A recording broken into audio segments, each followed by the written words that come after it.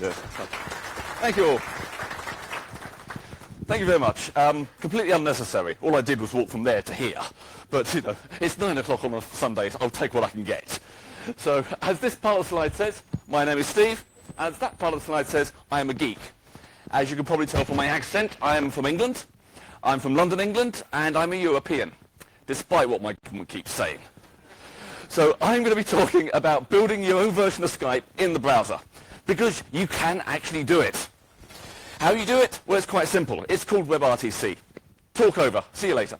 All you need to do is... WebRTC, it's already built into the browser. It is real-time communication, and it just sort of occasionally works. It's an API, which is the JavaScript component, and it's also used to describe the flow, the protocol between two machines. So how does it work? Well, I'll talk in theory, and then I'll actually show you a real live demo, which I'll do at the end because I'm not going to trust it. Let's face it, it's a computer, and it's a demo, and it's live. So, WebRTC, how does it work? Well, there's multiple steps. The first thing, you grab the local media. Get user media. That could be the webcam, it could be the microphone. Sometimes if you're doing this on your phone, you have the option of two cameras, the front camera and the back camera. You can specify all of this, the parameters. The next thing, you say, okay, WebRTC, off you go, create this peer connection. The browsers agree on what it is they're going to communicate. So are you communicating using camera image? Are you doing microphone? You can also say, I want the camera, but only if it's as big as this.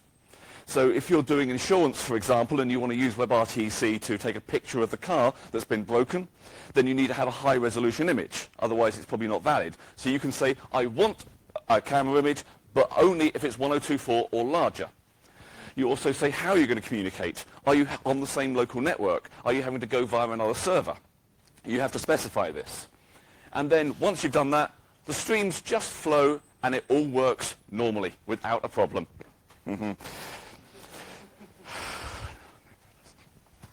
So the first thing, get user media. Very simple. These are called constraints. You say, I would like video, true. I would like audio, true. These are also the places where you can say, I would like video, but only if it's really small, because I'm on a phone and I'm low bandwidth, so don't give me too much video. Or I'm doing the insurance example, I would like video, but only if it's this large. You can specify an awful lot in there. I'll leave you to go away and look at the docs. Once you've done that, you need to give it the parameters on how it's going to be communicating. So turn servers and stun servers. Turn servers, actually, we'll do stun servers first. So most of you will realize that when you connect to the internet, you don't actually have your own IP. You're NATed, and it's an IP which your ISP gives you.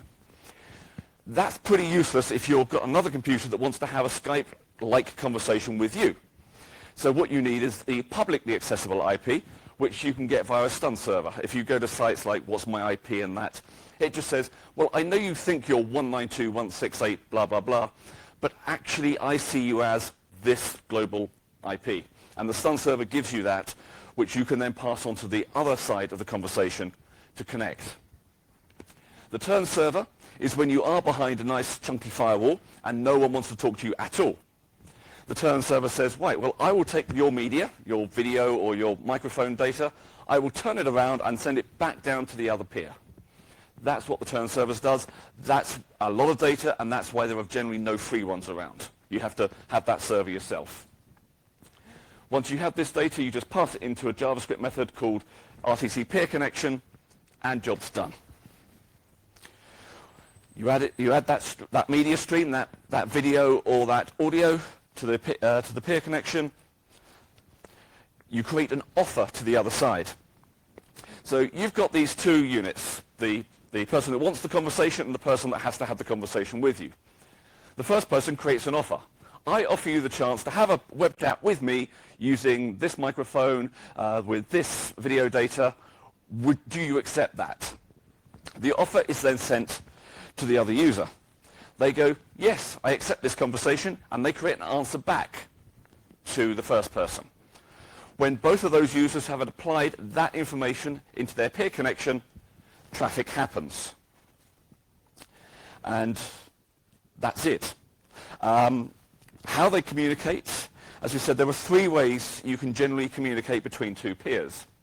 The first one is you're on the same local network. That's pretty simple. You can see the local addresses, you send the data through. The next one is you're behind a firewall, but it's not a particularly well implemented firewall, so you can just break through it. Job done. The other way is you're behind a really difficult firewall where you have to go through a turn server which is outside. WebRTC, they call it a peer-to-peer protocol. It isn't. There's no such thing as peer-to-peer. Never. There's always needs to be something that says, I know you're a peer, and I know you're a peer, and I'm going to connect you. That's something you're going to have to build. It's not difficult, but it's a thing they don't tell you in the brochure. And once you've done that, as we say, the streams flow and everything works fine. So let me do the live demo bits. Get user media. This is the first part. I'm on mute, so the URL should be available most of the time. There we go. So we simply call get user media, and there we go. And this is one line of JavaScript. It's so easy, even I can do it.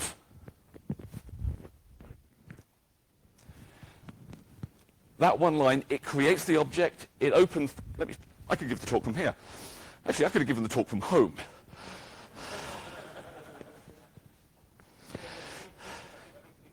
It's a tradition, I have to do it. So, get user media, it creates the object which opens up the camera. If you have multiple cameras on the device, that's where you can say, I would like the front camera, the back camera. You're also able to say, large video or small video, all of that kind of stuff. Each side of the conversation has to do this. So let's go to the second window and do the same thing. There we go. Once you've created that object, you create that peer connection. Again, this is the same code that I showed you in the slides, and it is genuinely the same code that's running on the machine. All the normal stuff, setting the constraints for what you want to do, setting up the peer connection, and these things, ICE candidates. Now, ICE is the connectivity. It says there are three ways you could connect. I said it can either be the local network through a bad firewall or through a good firewall. The ICE candidates come along and saying, I think we could connect via this method. Oh, I also think we could connect via this method. And basically, it creates a series of possible candidates that it could work. And this can vary. It can be anywhere between 1 to, I've had about 50 different candidates. And it says, I've got all these possible options to me. Let's try all of them. Both sides try all of the possibilities until they find one that works. And when they do, that's how your data flows peer-to-peer. So we've created our peer connection. We then add the media stream to that peer connection. And that's all the code. There isn't any more than that.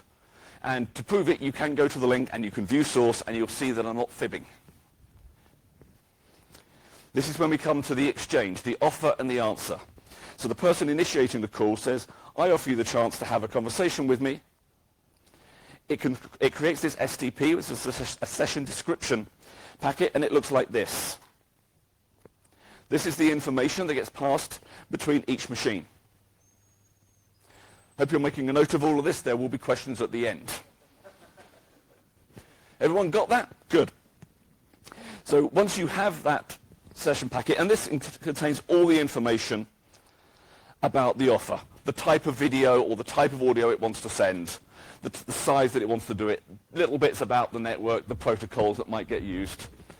It is an absolute mess. The reason it looks like a mess is because it is a mess. The people that designed this wanted to have some kind of resemblance to the SIP protocols that came before it. Because there are millions of SIP phones in the world. They're not going away. So the WebRTC people thought, let's be nice to the SIP people. We're taking over their business. Let's use something which is ugly and horrible, just like the SIP protocol. And this is what they came up with. By the way, if this is being recorded, SIP people, I love you. You're lovely. So this is the packet which the sender needs to send to the receiver. At the moment, it doesn't know where it is. It could be any machine in the world. So you need to have a server that passes this information from one location to the next. And for the purpose of this demo, the way I shall be sending that is via the protocol of copy and paste. So let's, on the second receiver, let's create another machine. Let's receive the offer and paste that in from here.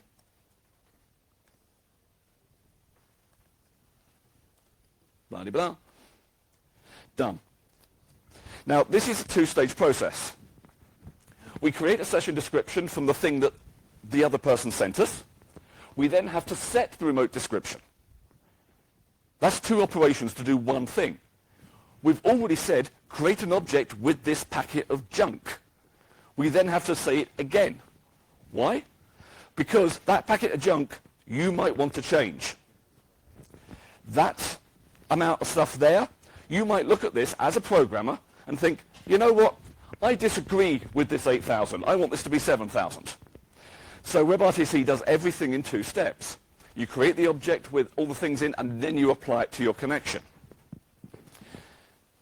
So we set that description. We then reply. We say, thank you, I accept this conversation. Thank you for your SDP packet. I will give you my answer of how I would like this conversation to go. And it gives you this. You might recognize this. This is the same hunk of junk you saw from the first example. Again, there will be questions at the end. And it is pretty much exactly the same. It says, this is the sort of data I want to send. You might be having a conversation with me via a webcam, which is high resolution, but the other person can say, that's fine if you want to send me high resolution data, but I'm only sending you low resolution data. This is my answer.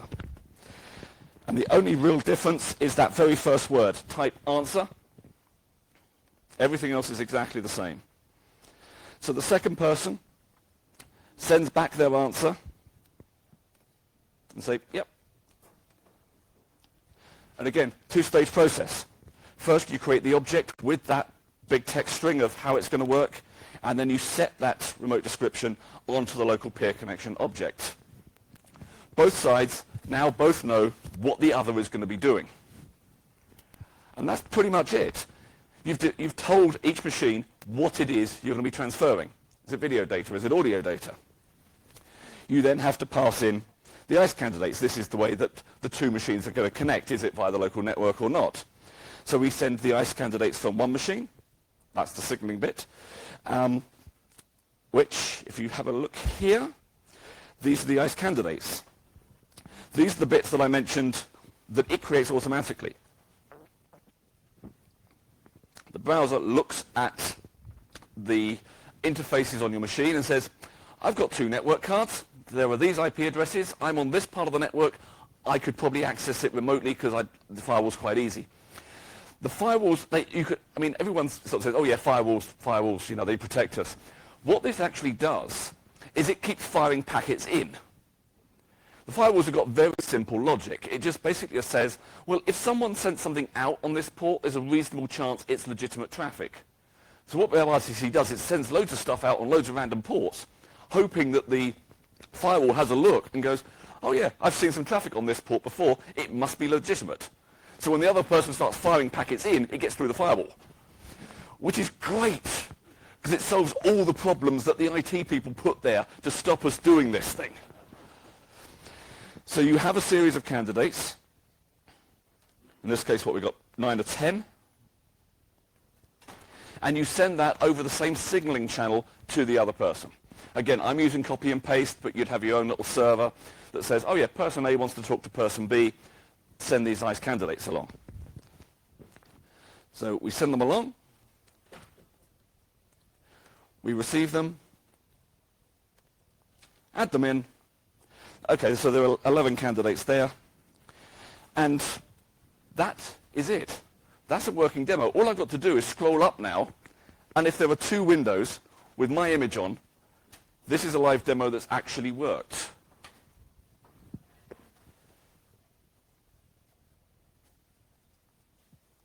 The suspense is killing me as well. There we go. There's my one. And there's the other ones. We've got 11 candidates there. Yeah. So there we have it's me again. So there we have a very simple example, because it is very simple, on how these two things are communicating. You don't really need that much code, but what you do need needs to work. Let me show you some other bits of that. So what I just showed you, that takes about 50 lines to write. There's nothing much there.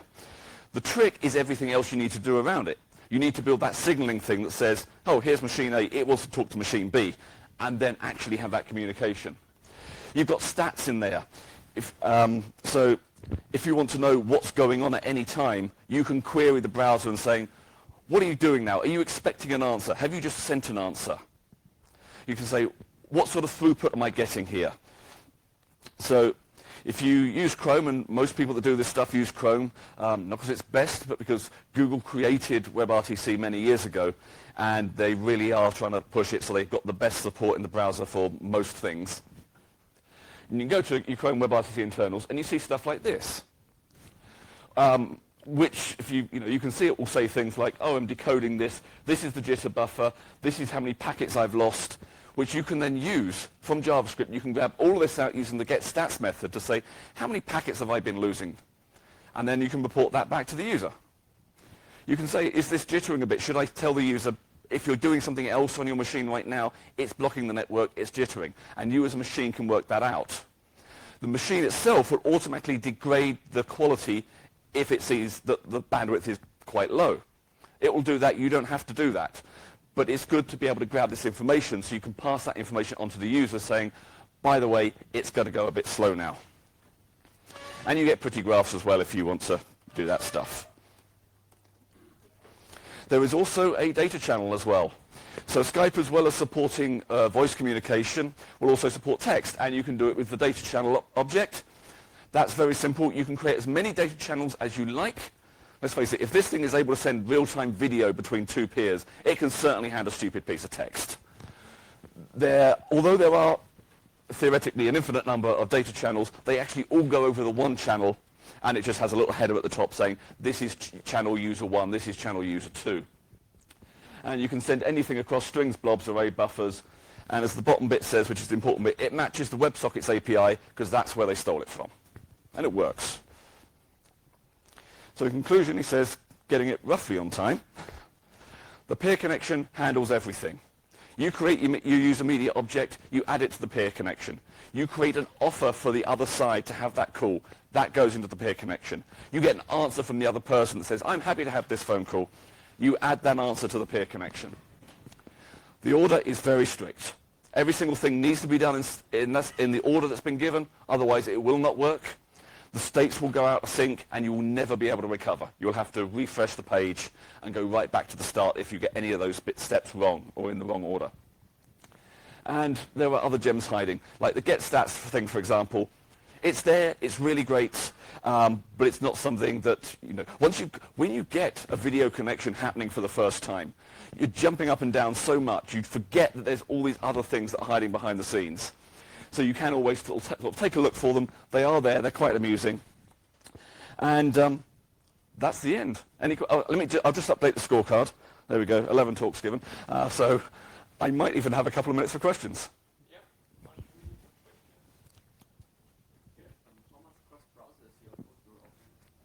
So how much cross-browser support? This works in theory on the majority of modern browsers, so Chrome, Firefox. I don't think Opera support is fantastic. Apple are only just beginning to stick it in Safari, because Apple have had their own FaceTime stuff for years. They really don't want people using free stuff in the browser. There is a site on Is WebRTC Ready Yet? .com.org or whatever's, that gives you a version-by-version breakdown of what methods are supported in what browser, which is a problem. It does work, and it works Chrome to Chrome, and it works Firefox to Firefox, and occasionally it works Firefox to Chrome. Occasionally it will work. And that is one of the bigger problems. So those of you that were here 2 years ago saw me give this same talk. Hopefully I've got it right this time. Those that were here last year saw me give a talk focused entirely around that point. There is a lot more and a lot of other things you need to consider when building WebRTC solutions. One of them is the cross-browser support. Yes, it is supported, but if you've got Chrome version X and Firefox version Y, there will be certain issues that you as the programmer need to handle. Unless you happen to be in an environment where you can control what each end user has, you will have to cater for at least 20 different versions of Chrome, probably about 10 different versions of Firefox. And that is something that WebRTC doesn't do. it gives you that responsibility. So, yeah. One more question, or? Okay, thank you. Excellent. Thank you.